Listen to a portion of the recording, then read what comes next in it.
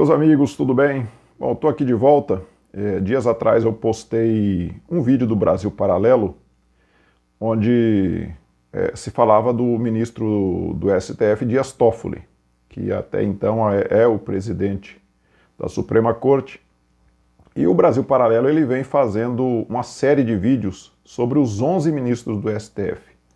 Eu postei dias atrás, então, esse vídeo sobre o Dias Toffoli, e hoje eu vou postar sobre o Lewandowski. Veja vocês quem é o ministro Lewandowski. E já vou pedindo para que vocês atentem para a descrição desse vídeo, que eu vou deixar lá o link do site do Brasil Paralelo, para que vocês acompanhem. Nós temos que acompanhar esse site do Brasil Paralelo, essa página deles, porque eu não canso de dizer, é uma coisa impressionante. O Brasil Paralelo vem fazendo um trabalho impressionante, uma página conservadora, e nós temos que acompanhar, você que é conservador como eu, que é de direita, nós temos que acompanhar o trabalho do Brasil Paralelo. Vocês então vão lá na página do Brasil Paralelo, que eu vou deixar na descrição o link, e vocês olhem os vídeos, curtam, compartilhem esses vídeos para que mais pessoas possam ter acesso. E já vou pedindo também para que vocês, se não forem inscritos, se inscrevam no meu canal. Estou começando esse canal agora, mas eu peço que você dê essa força, se inscreva no canal, curta se você gostar do vídeo, compartilhe, tá? E vamos lá no site do Brasil Paralelo, na página deles, e vamos compartilhar ao máximo, ok? Então vejam aí quem é o ministro Ricardo Lewandowski.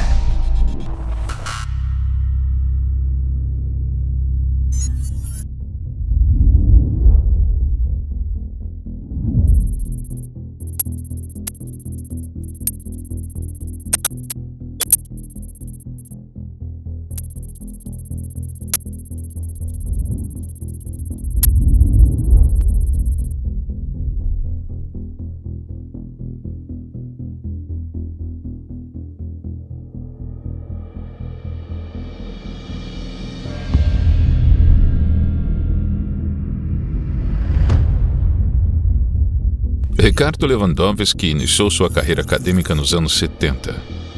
Graduou-se em Ciência Política e Direito. Além de um mestrado em Relações Internacionais nos Estados Unidos, é mestre e doutor pela Universidade de São Paulo, onde se tornou professor em 1978 e leciona até hoje. Foi advogado e exerceu diversos cargos públicos, como consultor jurídico e secretário, até ingressar na magistratura em 1990 como juiz criminal. Anos mais tarde, foi promovido ao cargo de desembargador do Tribunal de Justiça de São Paulo. O nome de Ricardo Lewandowski teria chegado aos ouvidos do presidente Lula através da indicação de Márcio Tomás Bastos, seu ministro da Justiça na época. Além do ministro, outra relação teria ajudado a destacar seu nome. A primeira-dama era amiga da família Lewandowski e apoiou o nome de Ricardo para o cargo no Supremo. No primeiro ano de sua atuação como ministro, Lewandowski julgou inconstitucional um decreto do então governador do Distrito Federal, que proibia a realização de manifestações públicas e protestos na Praça dos Três Poderes, na Esplanada dos Ministérios e arredores.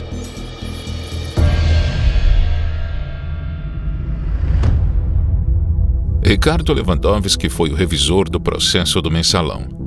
Em seu julgamento, entendeu que não houve formação de quadrilha praticada pelos réus na elaboração do esquema de desvio de dinheiro e de compra e venda de votos de parlamentares. O ministro também não reconheceu que houve a prática de compra de votos pelo PT para aprovação de medidas legislativas e entendeu que o dinheiro desviado iria exclusivamente para o financiamento de campanhas eleitorais do partido.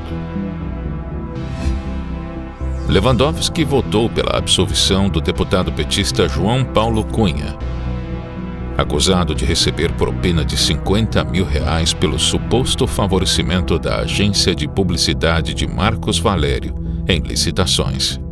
Após o julgamento, o advogado do deputado disse que saiu do julgamento de alma lavada. O ministro votou também pela absolvição de José Dirceu pelo crime de corrupção ativa, alegando não haver comprovação específica das ações do réu no esquema. Nas absolvições de Dirceu nos crimes de corrupção ativa e formação de quadrilha, foi voto vencido nas duas questões, decidindo o Supremo pela condenação do réu pelos crimes.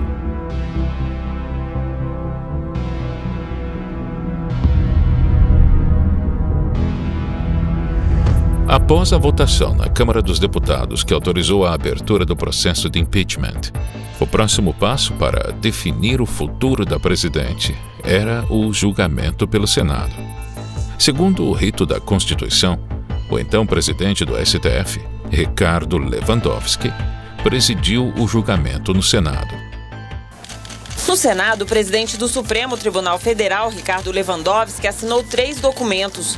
2 para informar Dilma Rousseff da suspensão de suas atividades como presidente e da abertura de 20 dias de prazo para que ela se defenda na próxima fase. E o outro para Lewandowski tomar posse na condução do processo de impeachment. O Senado iniciou e começou a ouvir as testemunhas que participam do julgamento que vai definir o futuro político de Dilma Rousseff. Na abertura da sessão, o presidente do Supremo Tribunal Federal, Ricardo Lewandowski, pediu aos senadores que deixem de lado as opções ideológicas e preferências políticas. A sessão do julgamento final do processo de impeachment de Dilma Rousseff começou com atraso de meia hora, às 9h32. Na abertura, o presidente do STF, Ricardo Lewandowski, lembrou que, mais uma vez, o Senado se reúne para decidir sobre o futuro de uma presidente eleita pelo voto popular, que os parlamentares atuariam como juízes e fez um apelo de imparcialidade para condená-la ou absolvê-la.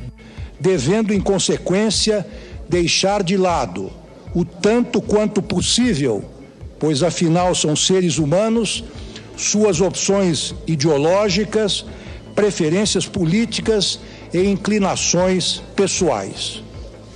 Para julgá-la, haverão de atuar com a máxima isenção e objetividade, considerando apenas os fatos, tais como se apresentam nos autos do processo e as leis que sobre eles incidem. O parágrafo único do artigo 52 da Constituição define que a condenação no impeachment acarreta a perda do cargo, assim como a inabilidade para o exercício de função pública pelo prazo de 8 anos. Por decisão de Lewandowski, as condenações ocorreram em votações separadas, uma votação para a perda do cargo e outra para manter os direitos políticos. A manobra regimental foi criticada por juristas e por parte da população, que viram a medida como uma forma de impunidade e desrespeito às normas constitucionais, ganhando o apelido de fatiamento do impeachment. O Senado Federal entendeu que a senhora presidente da República, Dilma Vana Rousseff, cometeu os crimes de responsabilidade consistentes em contratar operações de crédito com instituição financeira controlada pela União, editar decretos de crédito suplementar sem autorização do Congresso Nacional por 61 votos, havendo sido registrados 20 votos contrários e nenhuma abstenção, ficando assim a acusada condenada à perda do cargo de presidente da República Federativa do Brasil.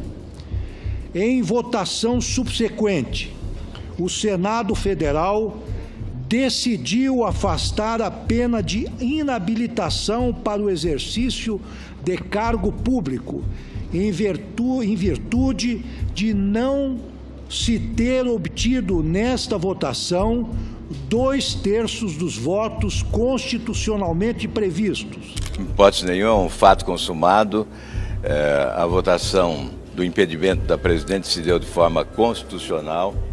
A inconstitucionalidade está exatamente na segunda votação. Ela é que deve ser anulada. A segunda votação, que é o precedente perigoso, que tem que ser expurgado do mundo jurídico. Inclusive porque decretado o impeachment, né, não sei por que cargas d'água isso aconteceu, né, dá-se a presidente afastada a possibilidade dela atuar na vida pública. Ora, isso é uma contradição com o espírito, né, do impeachment. Agora, eu insisto, eu acho impressionante que um presidente de um Supremo Tribunal Federal, presidindo um julgamento desta importância, se deu desfrute a que se deu o Lewandowski. O Supremo inventou o que a imprensa anda chamando de fatiamento do escândalo do Petrolão. Fatiamento coisa nenhuma. O nome certo é trapaça. O ministro do STF, Ricardo Lewandowski, disse em entrevista ao jornal El País que a Operação Lava Jato foi extremamente seletiva e que o combate à corrupção no Brasil sempre foi um mote para permitir retrocesso. Eu já vou fazer uma pausa desde já, porque a indignação é tanta que a gente não consegue nem esperar ler toda a informação. É que não é surpresa para ninguém, Augusto, quando o Ricardo Lewandowski, que foi posto no STF pelo Lula, dá uma declaração exatamente afinada com a narrativa petista, que foi a narrativa do PT desde o começo da Lava Jato, que a Lava Jato era seletiva, que estava mirando o PT, aí começa, né? Em 2018, o ministro foi o epicentro de uma polêmica a bordo de um voo comercial. Antes da decolagem, um passageiro se dirigiu ao ministro dizendo que o STF era uma vergonha e que sentia vergonha de ser brasileiro por causa dos ministros do Supremo. Em resposta imediata, o ministro questionou o passageiro: "Você quer ser preso?" E logo em seguida mandou chamar a Polícia Federal. Ao aterrissar, o passageiro foi preso pela polícia e liberado depois de prestar depoimento. O advogado foi detido para prestar esclarecimentos à Polícia Federal depois de dizer ao ministro Ricardo Lewandowski, durante um voo de São Paulo a Brasília, que o Supremo Tribunal Federal é uma vergonha. Ministro Lewandowski, o Supremo é uma vergonha, viu? Eu tenho vergonha de ser brasileiro quando eu vejo vocês. Você quer ser preso? Eu não posso me expressar? Chama a Polícia Federal, então. Chama a Polícia Federal, então. Chama a Polícia Federal. Chama a Polícia Federal. Chama. Porque eu falei que o Supremo é uma vergonha. Um agente da PF chegou a ir até a aeronave, mas o voo seguiu normalmente. Mas ao pousar em Brasília, o passageiro de 39 anos foi levado à Superintendência da Polícia Federal. Antes de desembarcar, ele gravou outro vídeo. Eu disse que tinha vergonha do Supremo Tribunal Federal. E este ministro me ameaçou de prisão, tão somente porque eu exerci a minha liberdade constitucional. Faz sentido até o ministro se sentir ofendido, porque a verdade ofende, né? Não é fácil a gente ser criticado, especialmente quando lastreado na realidade, né? Tem algumas questões éticas, na verdade, que miram mesmo a credibilidade do Supremo. Vamos lá, alguns exemplos. Ministro sugerindo legalização de cocaína, ministro rabiscando a Constituição e inventando que aborto até 12 semanas de gestação é autorizado, isso contra o texto legal, ministro que foi nomeado não pelo seu notável saber, pelas suas obras, pelo seu título, mas porque era advogado de um partido corrupto. Tem ministro julgando o caso de cliente de escritório de advocacia onde a própria esposa trabalha. Tem ministro com filha prodígio de 30 e tantos anos que já virou desembargador, olha só. Então, pior ainda, o senhor dizer que a injúria foi dirigida ao Supremo Tribunal Federal. Você não tem injúria em relação a uma instituição.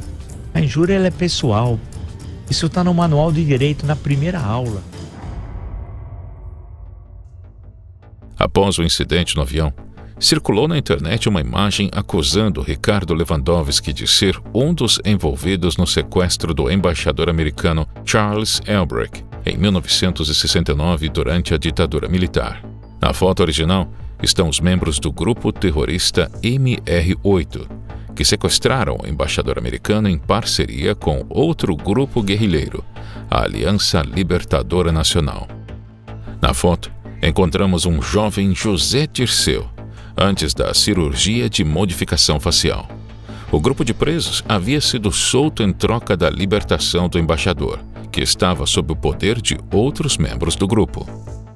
Agências de fact-checking postaram em seus sites que era falsa a informação de que Ricardo Lewandowski estava na foto e que a pessoa em questão é o antropólogo Ricardo Vilas Boas de Sarrego, que se identificou como o homem destacado na foto.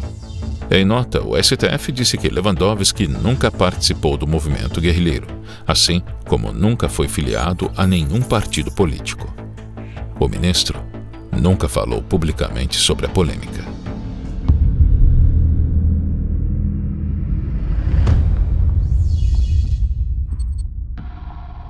Eu digo que a investigação compreende o exercício de todas as atribuições para apurar efetivamente os fatos, pois elas decorrem da conhecida teoria ou doutrina dos poderes implícitos, que se originou de um caso julgado pela Suprema Corte dos Estados Unidos em 1819, conhecido como McCulloch versus Maryland.